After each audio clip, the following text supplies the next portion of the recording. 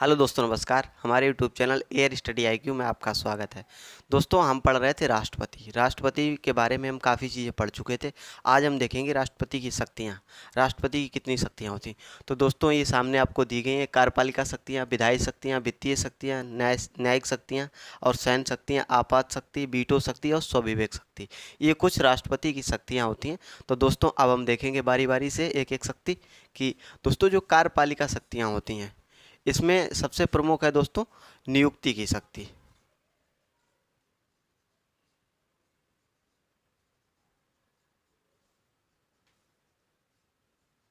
नियुक्ति की शक्ति में क्या होता है दोस्तों, राष्ट्रपति जो है प्रधानमंत्री की नियुक्ति करता है, प्रधानमंत्री की और मंत्रिपरिषद की, इसके बाद कैग की, सीएजी, ठीक है। और काफ़ी सारे लोग होते हैं जिनकी जो है राष्ट्रपति नियुक्ति करता है। लेकिन ये नियुक्ति करता कैसे है दोस्तों, ये मंत्रिपरिषद की सलाह पर इन सब की नियुक्ति करता है, चाहे प्रधानमंत्री की करे, चाहे कैग की करे, चाहे किसी की भी नियुक्ति करता है अगर राष्ट्रपति, तो वो मंत्रिपरिषद की सलाह पर करता है, ठीक है दोस्तों। दूसरी जो इसमें शक्ति होती है कार्यपालिका की शक्ति दोस्तों, तो इसमें होता है क्या नाम, जो वित्त आयोग का गठन। राष्ट्रपति जो है वित्त आयोग का गठन करता है।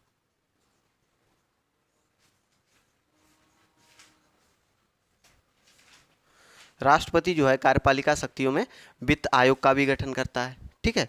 इसके बाद दोस्तों अगर देखें तो ये अनुसूचित जाति यानी अनुसूचित जाति और अनुसूचित जनजाति, इसके बाद ओबीसी, इन आयोगों का गठन करता है।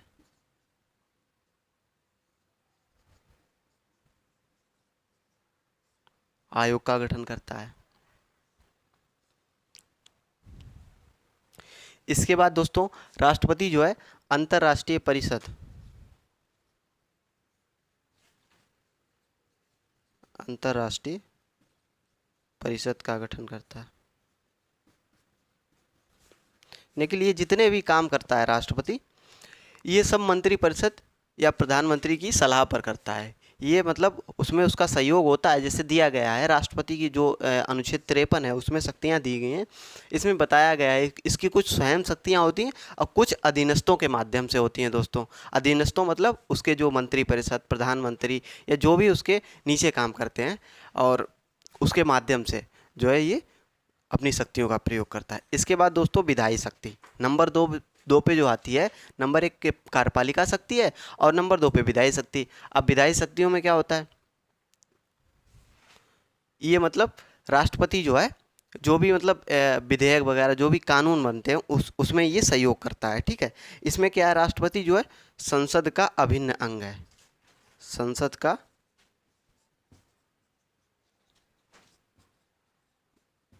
अभिन्न अंग है, ठीक है। राष्ट्रपति जो है संसद का अभिन्न अंग है। जैसे संसद के 2 सदन होते हैं, उसमें एक राष्ट्रपति जो है तीसरा काम क्या करता है कि अगर कोई भी बिल पारित हुआ है, कोई भी विधेयक पारित हुआ है, उसमें बिना राष्ट्रपति के हस्ताक्षर के वो बिल पास नहीं माना जाएगा। किसी भी बिल पर या कोई भी बिल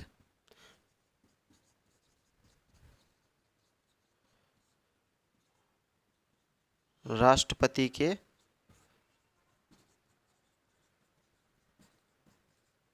हस्ताक्षर के बिना पास नहीं होगा।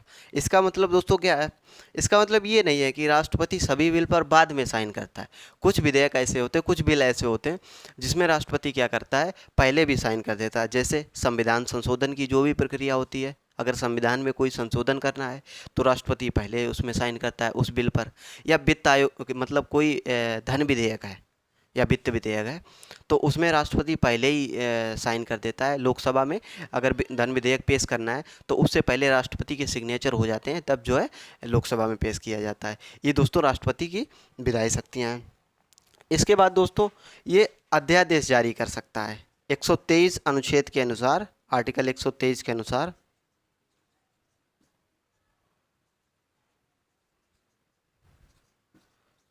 अध्यादेश जारी कर सकता है।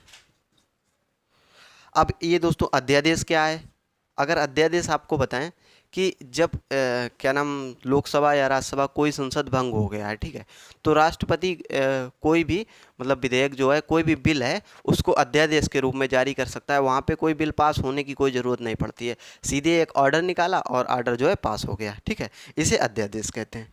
इसके बाद दोस्तों इसकी कुछ वित्तीय शक्तियाँ आप ये नोट कर लें, इसके बाद हम आपको वित्तीय शक्तियाँ बताते हैं, इसकी क्या नाम राष्ट्रपति की वित्तीय शक्तियाँ।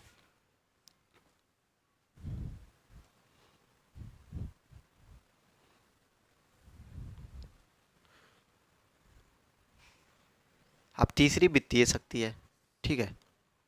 अब वित्तीय शक्ति में दोस्तों क्या है, वित्तीय शक्ति में दोस्तों धन विधेयक पर राष्ट्रपति की सर्व पहले सम्मति, धन विधेयक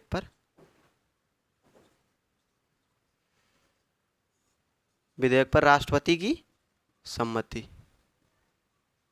या सहमति।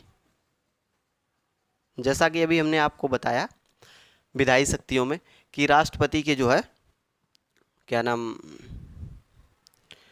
कोई भी जो है बिल होगा वो राष्ट्रपति के हस्ताक्षर के बिना पास नहीं होगा, या तो पहले हस्ताक्षर करे या बाद में हस्ताक्षर करे। तो ये जो धन विधेयक है इसमें राष्ट्रपति की है जो पहले से ही सम्मति चाहिए होती है कि राष्ट्रपति इस पर हस्ताक्षर करे। इसके बाद दोस्तों आकस्मिक निधि,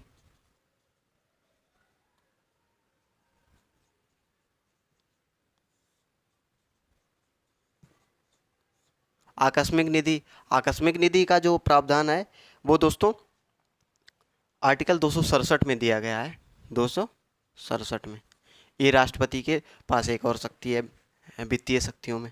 इसके बाद दोस्तों बताएं कि जो वार्षिक वित्तीय खर्च 112 अनुच्छेद के तहत वार्षिक वित्तीय खर्च, जिसे हम बोलचाल की भाषा में बजट कह देते हैं, इस पे भी राष्ट्रपति की जो है सहमति चाहिए होती है। ये कुछ वित्तीय शक्तियाँ हैं राष्ट्रपति की, ठीक है। तो अब हम देखते हैं वित्तीय शक्तियाँ देख चुके हैं, इसमें अब देखते हैं हम अगली शक्ति जो है न्यायिक शक्ति। न्यायिक शक्ति में क्या है दोस्तों, जो अनुच्छेद आर्टिकल 72 आर्टिकल 72, इसमें दोस्तों राष्ट्रपति की क्षमा दान की शक्ति, आर्टिकल 72 में दिया गया है कि राष्ट्रपति जो है किसी को मृत्यु दंड या किसी भी दंड के लिए क्षमा कर सकता है, उसको मतलब क्षमा दान दे सकता है, ये शक्ति है, ठीक है। और दूसरी जो शक्ति है इसमें दोस्तों क्या है, एससी यानी supreme court and high court, HC, इसके जजों की नियुक्ति राष्ट्रपति की सहमति पर होती है। नियुक्ति कौन करता है, राष्ट्रपति, ठीक है। इसके बाद दोस्तों 143 अनुच्छेद के तहत, 143 आर्टिकल के तहत राष्ट्रपति जो है सुप्रीम कोर्ट से किसी भी बारे में सलाह ले सकता है, संविधान संशोधन या किसी भी प्रक्रिया के बारे में सलाह ले सकता है।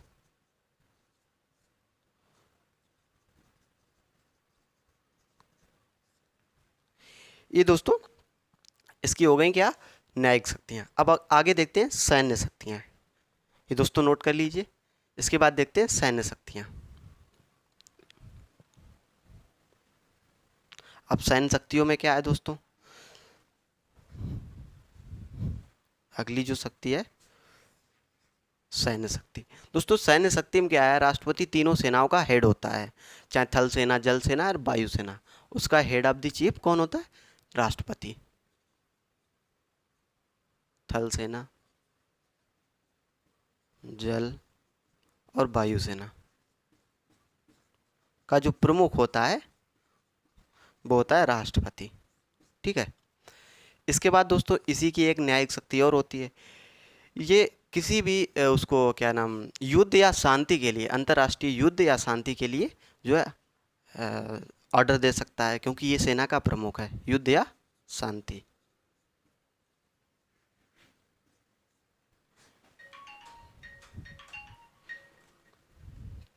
इसके बाद दोस्तों देखते हैं आपात शक्तियाँ। आपात शक्तियों में दोस्तों राष्ट्रपति की आप इस बारे में बहुत ज़्यादा चर्चा में रहता है, जैसे उसमें 3 आर्टिकल है हमारे संविधान में, आर्टिकल 352, 356 और 360।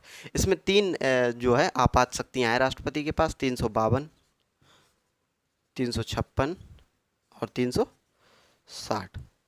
दोस्तों 352 में क्या है, इसमें दोस्तों राष्ट्रपति किसी क्षेत्र या पूरे देश में आपात की घोषणा कर सकता है।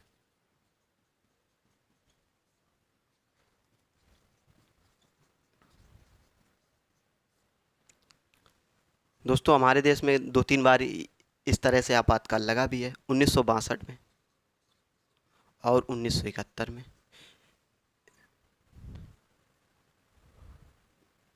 इसके बाद 1975 में 3 बार दोस्तों हमारे देश में जो है आपातकाल लगा है।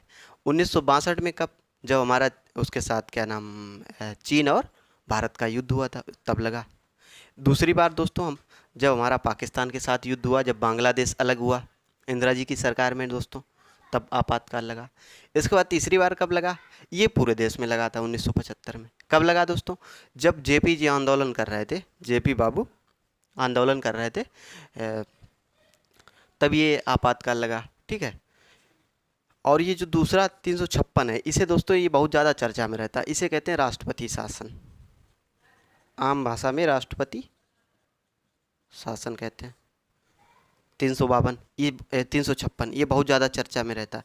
और ये 356 जो है दोस्तों, इसे वित्तीय आपातकाल कहते हैं। ये दोस्तों अभी तक लगा नहीं है, अगर किसी क्षेत्र में वित्तीय अगर कोई दिक्कत होती है तो लगाया जा सकता है वित्तीय आपात। ठीक है, ये राष्ट्रपति की आपात शक्तियाँ हो गई। इसके बाद हम देखते हैं राष्ट्रपति की एक वीटो शक्ति होती है, वीटो पावर। दोस्तों वीटो पावर अगर इसकी बात करें तो ये दोस्तों पॉकेट वीटो भी इसे बोलते हैं, पॉकेट वीटो। आप दोस्तों शब्द से ही समझ रहे होंगे पॉकेट वीटो। अगर राष्ट्रपति के पास कोई भी बिल भेजा जाता है, ठीक है, सिग्नेचर करने के लिए पहले या बाद में, ठीक है, तो राष्ट्रपति के पास ये शक्ति है कि वो उस बिल को जो है अपने कहने बोलचाल की भाषा में कहते हैं कि वो अपने जेब में डाल सकता है। ठीक, वो कितने भी समय के लिए, बारी बारी से, चाहे वो 6 महीने, फिर 1 साल, फिर 2 साल, कितने भी समय के लिए उस बिल को जो है अपने पास रख सकता है और आगे समय बढ़ा सकता है। और दोस्तों अगर इस वीटो की बात करें, सबसे पहले जो इसका यूज़ किया था वो ज्ञानी जेल सिंह थे, एक अपने राष्ट्रपति हुए ज्ञानी जेल सिंह।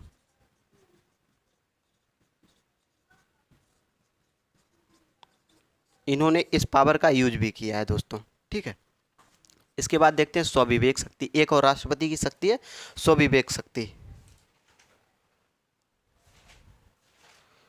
दोस्तों स्वविवेक की शक्ति में क्या है, जैसे ये मान लो कि लोकसभा या उसमें क्या नाम किसी नेता के किसी दल को बहुमत प्राप्त ना हो, ठीक है, और प्रधानमंत्री नियुक्त करना हो सरकार चलाने के लिए, तो राष्ट्रपति उस समय क्या करेगा, उस समय राष्ट्रपति किसी भी दल के नेता को जो है प्रधानमंत्री चुन सकता है। ये उसकी स्वविवेक शक्ति है। अगर बहुमत प्राप्त है तब तो उसे सलाह लेनी पड़ेगी, ठीक है। अगर बहुमत किसी भी नेता को बहुमत नहीं प्राप्त है तो फिर वो अपनी स्वविवेक शक्ति से चाहे कम वाले को और चाहे ज़्यादा वाले को प्रधानमंत्री नियुक्त कर सकता है। ये स्वविवेक शक्ति है। दोस्तों अगर बात की जाए, ये जो 2 शक्तियाँ हैं ये राष्ट्रपति की स्वयं की शक्तियाँ हैं। बाकी ये शक्तियाँ ये दोस्तों अधीनस्थों के माध्यम से हैं। क्योंकि दोस्तों कभी कभी ये क्वेश्चन आ जाता है हमारे उसमें पेपर में, तो उसमें ये बोल देते हैं कि राष्ट्रपति संवैधानिक प्रमुख है या वैसे भी कुछ उसकी शक्तियां हैं। तो दोस्तों ये जो 2 शक्तियां हैं ये राष्ट्रपति की स्वयं की शक्तियां हैं, ठीक है, बाकी जो है अधीनस्थों के माध्यम से। तो दोस्तों आपको अगर हमारे जो ये कॉन्सेप्ट अच्छा लगा हो तो आप हमारे वीडियो को लाइक कीजिए, कमेंट कीजिए और वीडियो को शेयर कीजिए। दोस्तों चैनल को सब्सक्राइब करना बिल्कुल ना भूलिए। ठीक है, धन्यवाद। जय हिंद, जय भारत।